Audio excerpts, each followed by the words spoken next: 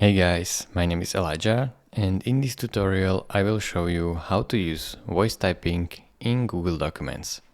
So this is very simple, just follow my steps. First step is to click right here on Tools and then select Voice Typing. Now this microphone will appear and you can actually drag and drop it wherever you like it, like so.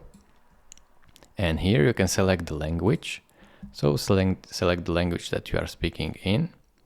And once you selected the language, you can simply click on this microphone icon and start speaking, and it will automatically write. So let's show you. Click on it.